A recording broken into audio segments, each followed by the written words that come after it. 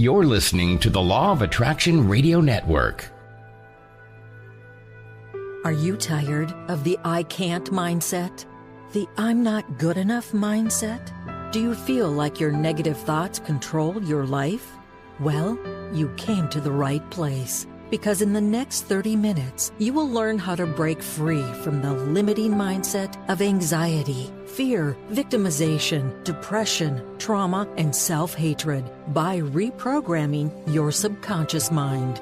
It's time to master your mind with Dr. Erika. Hello, good people, and welcome to Master Your Mind with Dr. Erika. Thank you so much for joining and listening today.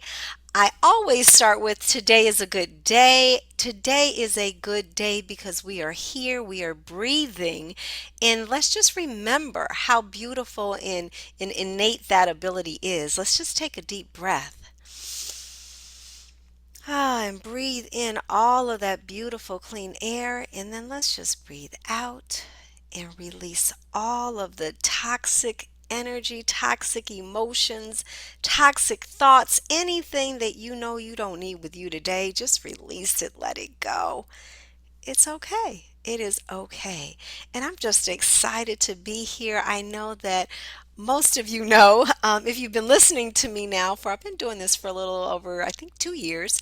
I'm a psychologist and I've been practicing mental health for 25 years. And I just got certified as an RTT therapist. And I'm so excited because it's just for me, it's another modality to help people really understand where their core issues come from, help them through that transformational process, and it goes straight through to that subconscious mind, which controls a lot of our programming.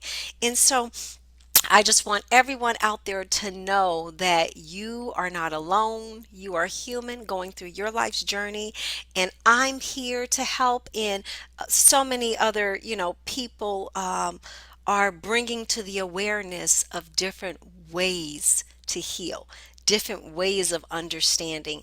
And that's what I love about my special guest today, Dr. Nancy Wiley. She's doing the same thing. And so I just want you to check out my website at healthyminds.expert, where you can see information on CBD, because I'm a daily user of CBD. It helps me stay calm and focused. You can read my articles. I write monthly articles on Fet Lifestyle Magazine, all about mental health and wellness, being human, and where you can listen to the show and learn more about me and my services. And so without further ado, I want to introduce again my special guest, Dr. Nancy Wiley, and her new book is called Divine Trust. And at the age of 12, she became fascinated by how certain people seemingly manifest things into their lives when she manifested a beautiful thoroughbred jumper for herself. And after reading The Power of Your Subconscious Mind, just a few years later, she began to understand how she had created this. Simultaneously, she also began a lifelong practice of meditation that resulted in the attainment of unity consciousness. With her continuing experience and ever-growing confidence in navigating through her inner realm, she was able to reach a state whereby she no longer suffers, no matter what life presents. Her trust in Source has become unshakable. From direct experience, she is now absolutely certain that there is a divine presence that wants everyone to know it and trust it.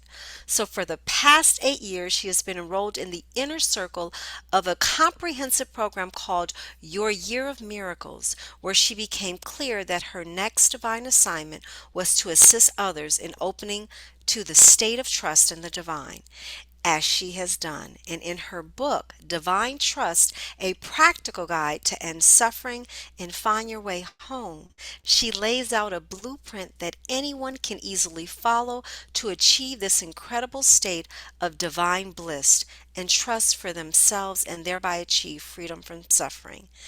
And Dr. Nancy Wiley spent 27 years building a highly successful orthodontics practice in Florida.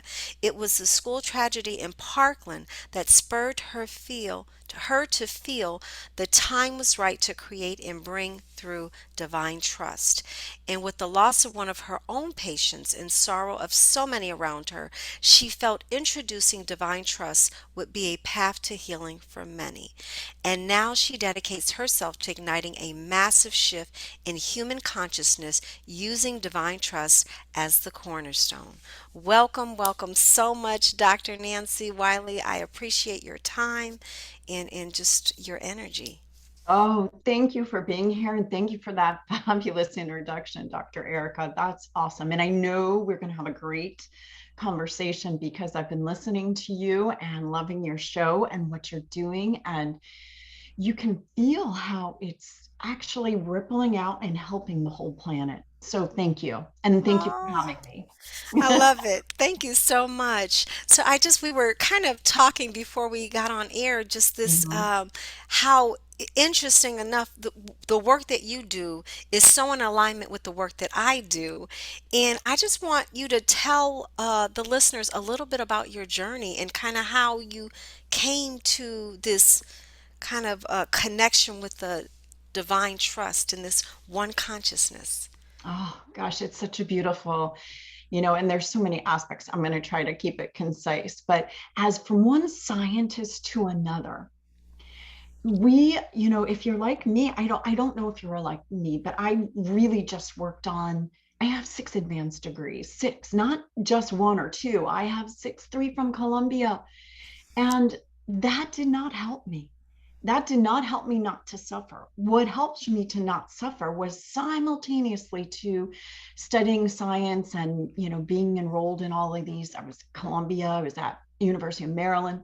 And simultaneously, when I was 16, my mom took me to learn transcendental meditation. So I did that, and with the hope and the promise, and I would be given books like Dr. Joseph Murphy's The Power of the Subconscious Mind, and another one that kind of expands your mind so much is Autobiography of a Yogi. So two completely divergent paths, one of science and one of metaphysical, or what else is going on, what's under the surface. And you think as a scientist that these two fields cannot be merged. But in actuality, I'm sitting in an amphitheater in the middle of my training, and I had been trained out of me that there was a God. So I was raised Catholic, and then I took a sociology of religion, and they proved there was no God. And then all of a sudden, I'm sitting in this amphitheater where the dental and the medical students go together, and they're talking about how the human body responds to virus and bacteria and all the different components, that the macrophages, the T cells, the killer T cells, all the different aspects that the human body mounts to get rid of and bring us back to homeostasis. So I'm sitting there and I'm like, this is so beyond. There has to be a presence behind this. And it kind of hit me like a ton of bricks. In my book, I say we have these aha moments. It's like a snapback, because I believe we are far, far more than this biological vehicle roaming the planet. We are actually more spirit than this vehicle once you can tap into it. So back to the two seemingly divergent pathways of science and then metaphysical or energy medicine or whatever. I kept seeing things, like I manifested that horse. That was like the first thing. I'm like, how did that happen? And then I saw my mom. She had a tumor the size of a grapefruit in her left breast. And we went for a Catholic mass in the mountains of Maryland, where I grew up. And at the end of the mass, there was a priest doing the laying of the hands on. So she goes, come stand in line with me. So it's her turn. He puts his hand, he asks her what her malady is. She tells him, and he puts his hands on her face for like 12 minutes. When he's done, he says, you're healed. Okay, this was a Friday afternoon, Friday sunset mass. Monday, she goes in for her mastectomy. The surgeon comes in to talk to me and my dad. In the middle of surgery, says, we cannot find the tumor at all. We've removed the breast. We do find positive lymph nodes, but we do not find any of a grapefruit-sized tumor. How could this be? So she and I went on to study Reiki and became Reiki masters. So here you go. We're moving down both paths. And if I told you how many things I've learned, tapping or EFT, Qigong, the Reiki, feng shui. Oh my gosh, it's just so much. There's so much there. And then I kept going with the meditation and I learned several different types. I started out with transcendental for like 25 years, didn't get really much seemingly progress out of it. And then I went to this holosync technique, which is supposed to use science for brainwave entrainment. I did that for like 8 years. And then in 2008, I found this fantastic teacher. Her name is Jetta Molly. And she would guide you into this. And I was studying with her. So I did all of her courses and her group mentoring for 3 years.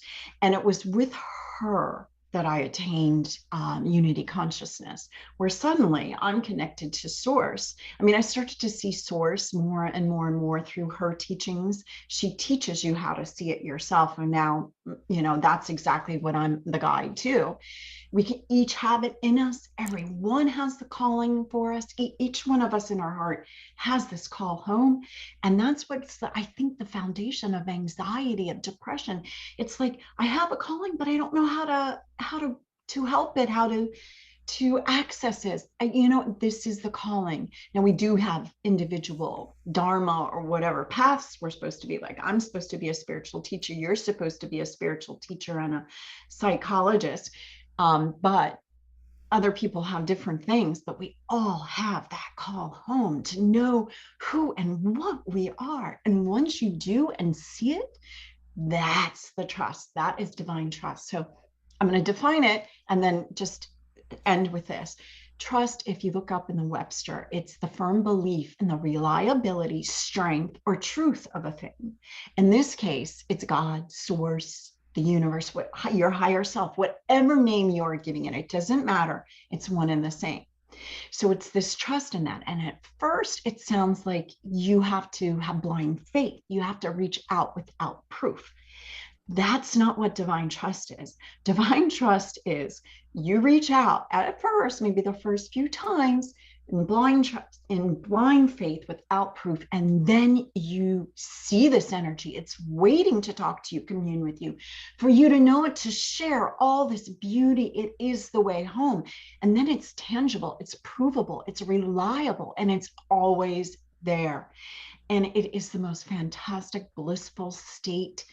And I did achieve unity consciousness. And I think I achieved it before I actually got this set of the trust. Trust just takes whatever your mind's labeling bad and just smooths it and soothes it and makes it whole and right and perfect. Wow. Wow. I'm sorry. I love it. There's so much to process, but I want to ask you because you talked about, I do meditate daily as well. And to me, I think sometimes that could be a barrier because people's perception of what it is something like you've got to be a Hindu master or you've got to be a shaman master. There's so many different ways of that people perceive it. And what was it about your last teacher Oh, oh that my gave God. you something different? What was that? Because like you were in a progression of, Oh, of, yeah. of constantly going, wanting to tap into higher, higher, higher. What was it about the last teacher? Okay. First, I do have to say, I had decided when I read Autobiography of a Yogi, I was maybe 19. And I thought that was like the end all be all. I'm like, if this is a possibility for humans, I think it's great. And in that book, the most powerful yogi, according to Paramahansa Yogananda, was not his yogi, it was his yogi's yogi. And the reason why is because this yogi had a family, had a job, had children and a wife. And Paramahansa Yogananda said that, I live in a monastery. I don't have any of that. So this man if he could get levity and still achieve enlightenment with all of the trappings of humanity, that's a powerful being. And so like, I'm like, yeah, that's true. If you have a job and a family, I have a special needs daughter. I'm like, add 100 times fold lift to that. It makes you more powerful. So whenever you have anything that our mind labels as bad or a problem or a tragedy, it's actually a beautiful rose for us to open, and if we can use it as the rose it is meant to be and still become enlightened, oh my God, it makes us so much more powerful. So about this teacher, I'm going to tell you, she would use guided meditation, and she would trick our mind at first into coming into the present moment and giving it a job to do so that she could get actually right to your subconscious. So she would actually be able to show you source energy. It's just so much more powerful. It's like meditation on steroids. And I would have every single time I sat down to meditate, even if it was for 2 minutes or 3 minutes, I would have fireworks. And everybody always wants that. With transcendental meditation, I would sit there for years, like twiddling my thumbs, like, when is it going to happen? With her, every single time. And all I can say is her light was so bright. She held her light for me so I would see my light. And now that is what I'm here to do. So it's like I'm showing the planet lighting up. Still not all of it, but it's like 3/4 to 2/3 lighting up with this information, with this knowledge. And it is platforms just like yours, with people that are scientists just like you and me, getting this information out there. It's not woo-woo. It's actually using quantum physics and the quantum realm to explain these profound metaphysical, meditative, unity consciousness experiments, or experiences. I should say experiments and experiences. It's one and all the same. I She's love that. I love that. Did When you're doing your meditation, is it the visualization, the image that draws you to that experience? It is going into the present moment, deciding. First, we have to decide. We have to be willing and open. If you're those three, magic happens. And then you have to have knowledge, like a mental constraint or a mental construct. I do think we as humans, we have these minds, and they're there to be utilized, but not to be the dominant way of being. So where I come from, I used to be more in my left brain with my mind dominating me. And at some point, my right brain, this living from my consciousness, took over, and it's my come from. That's where I come from. So now it's so cemented and strong within my energy field. No matter what happens, I can say, oh, yeah, I'm in my mind right now. What do I do? Okay, the Uvalde shooting just happened, right? And what you said from the Parkland shooting, my practice was 1.5 miles from the shooting. That afternoon of February 14th, 2018, I'll never forget it. I'm working on a patient in an open clinic, 6 chairs, a mom standing right next to me. She exclaims, there's an active shooter at Douglas. We all took that deep breath in when we let it out. Sirens, helicopters. Oh my God. It was just mayhem. No one really came into my office for 6 weeks. And 6 weeks after that, when they started coming in, they had this blank look in their eyes. Marjorie Stoneman Douglas, which was the high school where the shooting took place, was my #1 feeder high school. And that day I lost a patient, and one of my staff lost her sister. But the whole community, you can imagine what It's Uvalde is eerie. going Yeah, through. it's eerie. It is. And so when I'm watching I just want to finish with that. So I had already known that I had this divine trust, but I suffered for 5 days. I suffered from that incident of the shooting. And I said, you know what? I got to get a hold of myself. I'm so much in my mind right now. I'm suffering. I could feel myself suffering. This is not the energy that I wanted to. It was not a helpful energy. You're just going down, down, down. So I went into meditation. It was, from what I remember, it was about 2 hours, but I lost track of time. And I went in with my trust, and it melted everything completely away. All my suffering was gone. When I came out of it, I had answers to why these things happen and how to actually deal with it to make it better for the rest of everybody else. So, but I was afraid to come out with it because everyone was deep in suffering. And I mean, even now I'm going to see the mom of the patient who she lost her daughter. I don't think I can talk about my book to her directly, but I can talk to it with her best friend and other people in the community. I'm going to be teaching this as a volunteering it to the our community, because I know that they're still suffering, and about suicide rates after things like this. So I'm watching the news to Uvalde. I sit on the couch and I start to suffer, and I feel myself coming down. And my one of my the person who manages my social media says, what do you want to post out? And I'm like, I can't, I couldn't respond to her because here I am, deja vu, going back into this downward spiral. I stopped. I came into the present moment. I breathed just like I teach in the book. And all of a sudden I started getting messages why these things happen all over again. And whenever we take a stand for love and goodness, we're taking a stand for what's good and holy. And we are sending out those reverberations into the rest of the world. When you take a stand for love, it is so much more powerful for all of those who are suffering to just take the stand for love. And sometimes you don't have to say anything. You just plant your 2 feet in the earth, say, I stand for love and goodness. You come into the present moment, you remember this divine trust.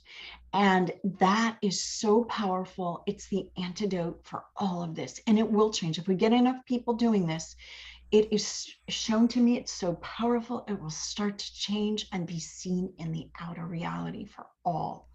Hmm. That's like an inner manifestation or an inner image, uh, energy state, if you will, manifesting outside in healing, which I think is so powerful because what you're saying is the love that you have within impacts me and gives me love, even though we're not physically connected or even in the same space. No, it's all, in quantum physics, there's no time or space. And what happens here happens there simultaneously all across the planet and probably to the ends of the universe. Quantum physics. So the quantum realm is so powerful. And many scientists say this is woo. I'm like, okay, where are you with quantum physics? Where are you with knowing quantum physics? Einstein died trying to prove the unified field theory. I'm like, it's not going to be found in the mind. It's going to be found within our consciousness. That's where the answer lies, Yeah. and the consciousness, and through love, letting this come out through us. We're each vehicles vibrating this quantum realm. Everyone has this, everyone knows this. How do we open up to it? That's what the book is about. That's what my courses are about. I have a master class. That's what it's about. I love it. Mm. Explain a little bit about the purpose of our lives Oh, because I think that people are searching. And like you said, you found your way back home. mm. But talk a little bit about that. Wow. I'm going to start with, in the beginning, there was one energy, and it wanted to know itself, but it couldn't feel itself. It was just so impressive. It was everywhere. It was all knowing, but it just didn't have physical matter. So it couldn't experience itself. And it longed to experience itself. So what happened, it caused an explosion, probably very similar to the Big Bang, if not the Big Bang, which caused matter to extend out without end. So it's a constant expansion in all dimensions for on and on. But within that, there were also constrictions or contractions where matter became a place of time, space, reality. Planet Earth is one of those things. And then eventually humans became perfected to know that they were actually this energy. So the whole point for the human being is that it can be conscious of itself as this, like your dog can be awake, it's conscious, it's moving around, but can it be conscious of itself as the presence of this energy? Can it be conscious that it is here just to fulfill the mission for God to express itself, to feel itself? So now, when we are born, we take we take on what we're here to learn or to express out for the divine as the divine. We are the divine, but we're given amnesia because it would be no fun for God to know that it was God if it was here, because it's all the process of waking up to this immense power that we are. So then, as we're human beings, we get core wounds, and those core wounds layer on top of each other and cause us to suffer. But we think it's bad with our mind. That's how we're taught. We're taught that it's bad, it's we're suffering, or we're bad, or we're not good enough, which is a collective thing. And it is realizing that we are actually the divine, here to wake up to that. Once you wake up to it, it kind of like breaks the chains away. And you see, holy, you know what? I'm the divine. You're the divine. Every living human is the divine. Maybe too, I open it up to other species on the planet, but I see it, I sense it, I feel it. There is aliveness in everything that's around us, inert and, alive, things that actually move and can, talk. But it's this waking up, finding our way home to our divinity, our true nature, that is really the pathway home and why we're here. And this is a massive shift that is, I'm being told, is happening across the planet. It is time for humanity to know this. It is time. And anyone who's probably listening to this, anyone who's living right now on the planet, is part of this massive shift. Wow, I love it. We've still got 3 minutes. Just answer, and if you can make this brief, answer, how does a person who's suffering in that worry, anxiety state find that trust that you talk about that brings them back to the knowing? Yes, yes. Simple. Decide. Be open and willing. Look for a framework. I mean, there are many teachers, maybe as succinct as what I was taught now, because I wandered around for 40 years before I found my, path. Find a teacher, work with them, find the way home. Someone's light who's on will open your eyes and open your light. And that's how it's going to happen. It's a sharing of the light. I love it. I love it. Okay, let's see. Share with my listeners where they can get the book, where they can learn about more about you and the work you do, and then any other last words of wisdom you want to share. Okay, so the book's available on Amazon in a paperback, in the ebook, and also Audible. It's also available across the planet, and the Find a Way Voices on the Kindle or the Audible. So they can find it there. And if they want to work with me, come to trustthedivine.com. I have free meditations. One of them's You Are Beautiful. So I just, when you said, do you have any last words? We are each beautiful. And if you just take a minute to see that, to know that, and there's a free meditation on my site called You Are Beautiful. Go get it. Go get it. Live in it. It just alone, can you imagine if everyone felt they were beautiful? They knew their beauty. Oh, love it. That's why I'd like to do things for free. Yeah, I love it. I think that the message that you're giving, that everyone within them is powerful, Oh, is beyond, the, beyond powerful. Beyond, I mean, and this is just this, we're on the brink of this huge, massive shift. It's just so incredible, and we're so blessed to be living right now. yeah. But if you look at the physical realm, you may not believe that. And Right. that's why it's so important to into your heart center, Yes. because that's where the real Yes. experience is. Yes. Yes. Yeah. Oh, Dr. Erika, thank you so much. Love Thank this. you so Oh, much. Lord. Thank you so much, Dr. Nancy Wiley, Divine Trust. just thank you. Thank you for Mhm. your beautiful presence. We're changing the world. Yay. Thanks for listening to Master Your Mind with Dr. Erika. We will be back next with another terrific episode that will allow you to master your mind. Please visit hemphappier.com for more information about Dr. Erika and CBD oil. See you next week.